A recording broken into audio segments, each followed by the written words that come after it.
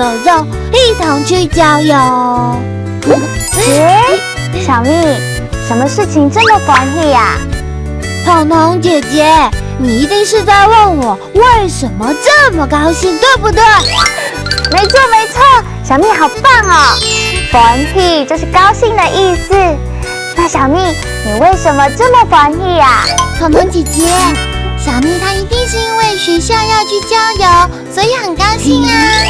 可是郊游要准备很多东西，你们都准备好了吗？当然喽，你看，我这次呢，把所有要带的东西都记下来了，一个都不会忘哦。懂后，小蜜不再是迷糊的小蜜了。彤彤姐姐，你说什么？我说懂后就是很好，小蜜进步了。懂后。那小蜜，你都带了什么去郊游啊？有手帕、卫生纸，还有最重要的午餐哦。可是彤彤姐姐发现你还是有一样东西忘了带，那就是水壶。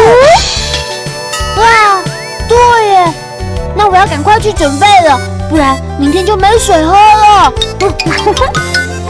小蜜果然还是迷糊的小蜜啦。欢喜高兴，欢喜高兴，好开心哦！小蜜，什么事情这么欢喜呀？因为明天要去郊游啊！哇，那真的很欢喜耶！就是说啊，而且啊，我还准备了好多吃的东西哟。听了我都好想去。懂后很好，懂后很好。小蜜，手帕、卫生纸准备好了吗？准备好了。懂后。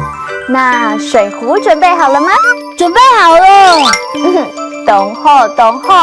小蜜，带着愉快的心情去郊游吧。